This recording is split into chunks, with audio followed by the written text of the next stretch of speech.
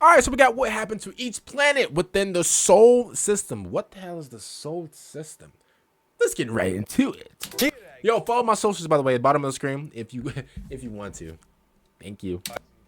The setting of 40k is wildly different from our own modern era. So different, in fact, it's easy to forget that it technically takes place in our timeline. Terra is Earth, Mars is Mars, and the Mona Lisa is still floating around in some stasis preservation field. For real? So it begs the question, what has happened to all the planets within our solar system over the past 40,000 years? Which ones have been terraformed?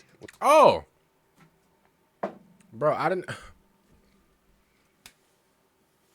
This stands for solar system. Why is it SOL?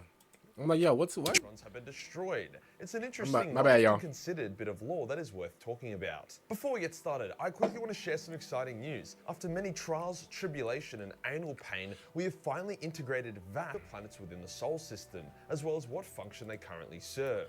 Oh, let's get into it. Let's get into it! You go, man. Last video of the day. Obviously, we will start with Earth, or Terra as it's called in 40k. Ugh. This is what the Earth looks like in Warhammer? Or, sorry, Terra? Man, this thing look like it's been... Oh, my God. This... yo, why does it look like this, yo? Where's the water at? But this thing look like a damn... a Pokemon ball. Like a dirty a Pokemon ball. Yo... Man, what's going... Yo, is that LA? Man, bro... Yo, what are United States of America? As I am a bit biased, the birthplace of mankind remains its capital and the home of most of... Oh, there's Italy right there. I see it. There's Italy. And there's Africa. I think on the other side of the world, that's Australia. The Imperium's institutions. The assassin temples, custodian laboratories and armories, and the administratum are all stationed on Terra. It's not just sentimental either. Although Terra has a lot of infrastructure and a fuck-off huge population, 99% of its value comes from the fact that it is home to the Emperor and the Astronomicon. The Emperor being more or less the Astronomicon's skeletal computer / battery, and the Astronomicon being the lighthouse that allows Imperial ships to travel through the warp. Without the Astronomicon, the galaxy would be cut off and plunged into darkness. Which is why living on Imperium Nihilus right now sucks more dick than a college girl with failing grades.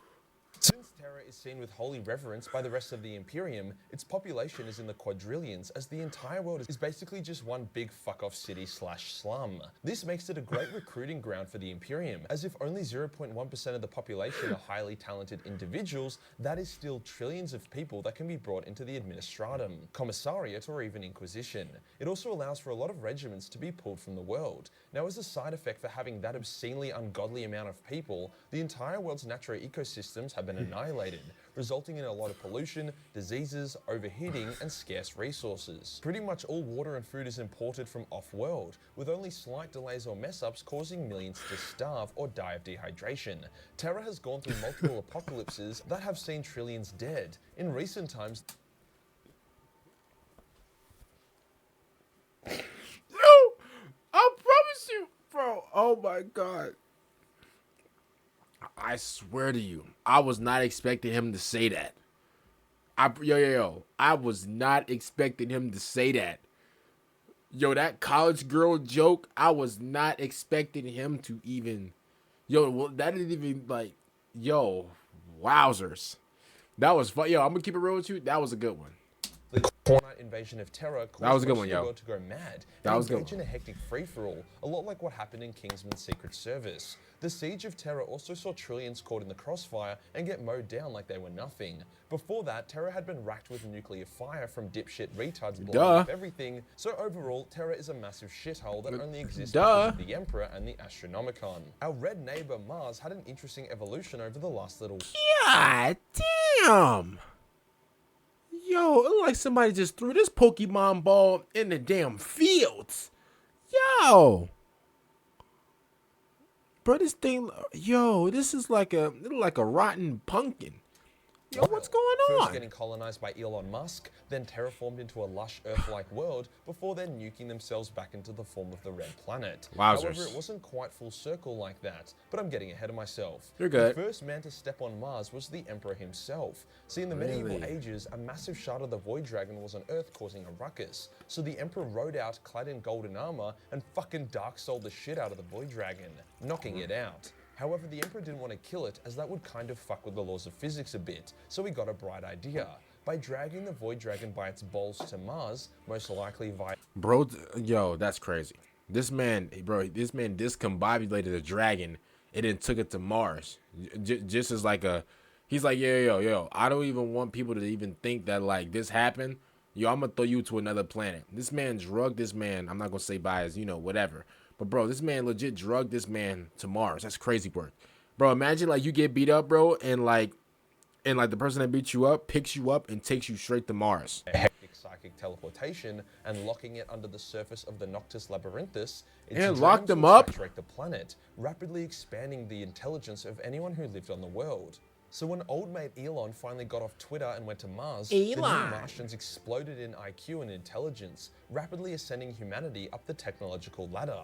The Mechanicus isn't smart and impressive because they put computers in their brains, they've just been getting literally saturated in the wet dreams of a shard of a god of science. Mars was terraformed, and alongside Terra was the capital of humanity as it spread throughout the stars. Mars would enjoy its prosperity until the Age of Strife, where warp storms cut mankind off from itself, as well as that cheeky AI robotic uprising. On top of that, Psykers began to appear and then accidentally shut out demons, causing most human worlds to regress. However, Mars was strong, its people were intelligent and resourceful, so despite the planet's terraformed biosphere getting completely fucked by all the war against the AI and the warp predators, they were able to eventually win and unite their world, rebuilding and returning to their powerhouse status. This was the Emperor's plan all along. He knew humanity would one day fall to the Age of Strife, and that Mars would be the key to creating his Imperium. Hence, the Emperor was able to gaslight Mars into thinking he was their god, their omnisire, and as such they pledged allegiance to him and provided him with their vast manufacturing capabilities. Although Mars would go through a civil war during the Horus Heresy, it was retaken by the Loyalists and remains the Imperium's key factory to this day. It also still sports a reasonably livable biosphere, with a breathable atmosphere and very scarce flora and fauna. Fuck it, let's do Jupiter now. You wouldn't think that a gas giant could be used very well by the Imperium, but you also wouldn't think that a midget could get shot out of a cannon and survive, but here we are. Jupiter has actually become the Imperium shipyard, with thousands of colonies located on the asteroids and man-made orbital platforms surrounding it. The planet itself ejects I think looking like a parking lot. a huge amount of radiation, which is then converted into an endless supply of energy for the manufacturing of the thousands and thousands of spaceships. It is. But before it was a shipyard, Jupiter was actually home to a vicious alien race, a race that was genocided by the newly formed Imperium with the help of Mars. Most Jupiter cities and colonies are on one of the numerous moons, with about 90% of the populace being members of the Mechanicus. Due to how... I'm gonna keep it real with you. That looks fire. That looks fly, bro. Yo, bro, why aren't you? Yo, Jupiter, like, and I don't want to, like, critique God's creation, but, like, bro, Jupiter, like, it looks cool. Ain't it like, it's like orange, right? Like orange and white or whatever. That looks cool and everything like that. Cool. But, like, bro, this right here, bro, man, this looks fire. Yo, and it's all blue, bro. Like a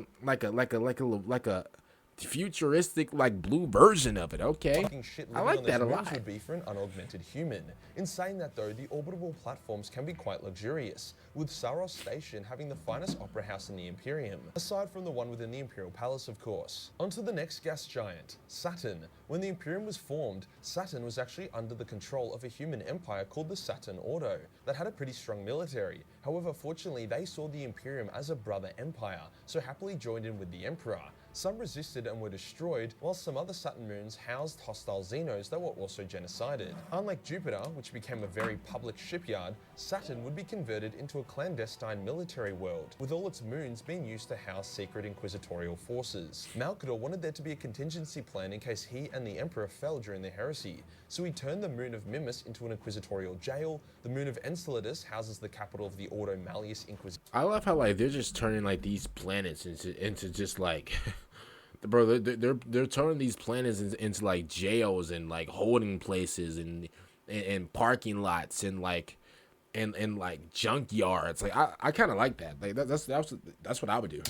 as well as the Sister of Battle Order of the Shattered Glass. Yo, yo, I gotta make a video on the Sisters of Battle. I heard that they look bomb. Tethys has demons on it, which are used as study and practice for inquisitorial troops and Grey Knights, whilst Titan is the literal homeworld of the Grey Knights. The Inquisition's power is so great that they were able to take Deimos, a moon that used to orbit Mars, and bring it over to Jupiter to use as the Inquisition's private forge world. And finally, Lapetus is the naval dock for the Grey Knight battleships. If you're ever wondering how powerful the Inquisition actually is, just remember that one of its wings controls a gas giant and all its moons in humanity's solar system. Saturn continues to exist in this form in the current setting. Venus is a bit less spicy. At the dawn of the Imperium, it was controlled by war witches who used litho golems as soldiers, implying that during the Age of Technology, mankind settled on this world, but during the Age of Strife, the newly emerged Psykers took control of it and became wacky.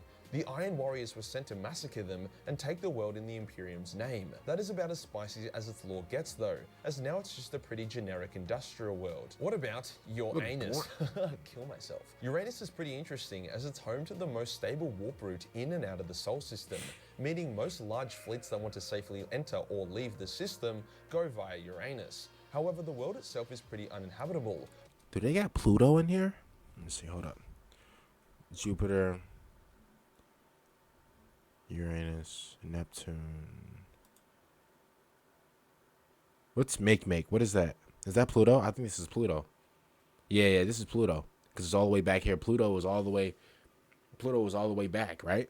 So most life out there is just orbitable space platforms. As you can imagine, it became a key battleground during the Horus Heresy, as the Iron Warriors wanted to seize the warp route and succeeded in this. It was then taken off them at the end of the siege and continues to be the main door in and out of the Sol system. Its moons are used as mining stations or heavily fortified guard posts, as befitting what would usually be Terra's first line of defense. Onto Pluto. This one is a bit controversial because, like, is Pluto even a fucking planet? I think so. Who really cares? Pluto was once again not a key there's Pluto. system. However, it also had a stable warp route in and out of the Sol system, so it was fortified in a similar way. If Uranus was the front door, Pluto was the side gate. It more so acts as a listening outpost rather than a fortress, giving Terra warning of enemy approach, but not really stopping them. It became the site of a huge battle during the Horus Heresy, as Alpha Legion engaged Imperial Fist. It was on Pluto that Rogal Dorn killed Alpharius, and Sigismund outplayed and blew up a bunch of Sons of... Bro, they out here taking lives on Pluto.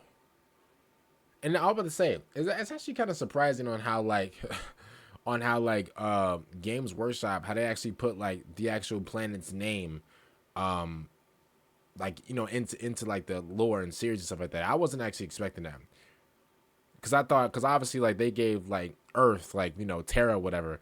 I mean, you know what? Maybe I'm overthinking it. Maybe, you know, I'm coming from like a content creative perspective, because I'm thinking that they use, you know, just going like, I'm thinking that Pluto can just like copyright like Games Workshop, but in reality, like obviously, like nobody lives on a planet, they can't copyright anything. But at the same time, I'm actually surprised that they actually use like the official names of these planets, which is kind of surprising.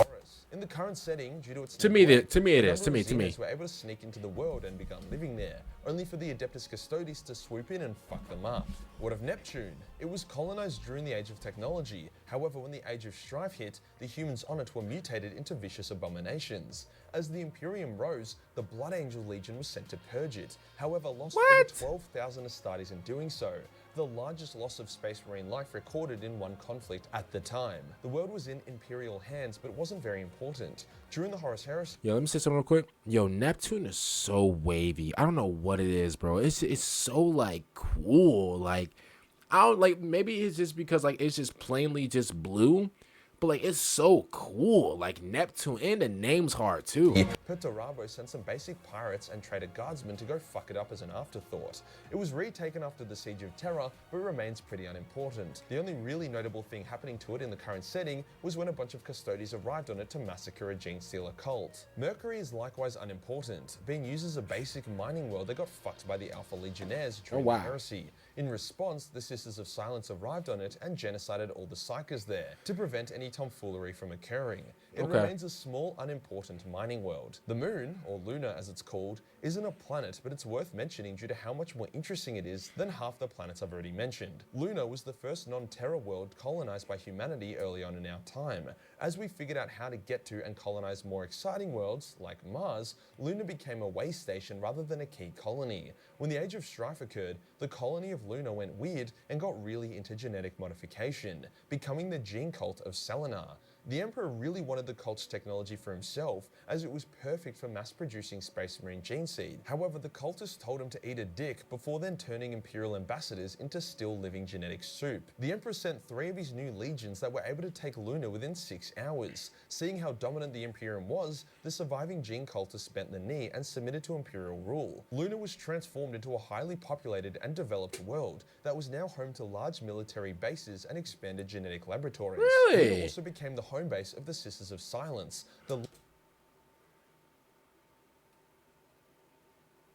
The moon, you said. Okay. Logic being that Luna would be the last line of defense before Terra, so why not fortify the ever-living shit out of it? Despite being the battleground for a number of large conflicts, it still serves its purpose to this day. If you enjoyed the video and you want to Shout out to Majorkill, man. Listen, it seems like my next stop is the moon. Other than that, man, make sure you guys like the video, subscribe to the channel. Also, make sure you guys follow my socials down below, and I'll see you later. What's up? I'll see you guys later for the next video. I'm out. Peace out.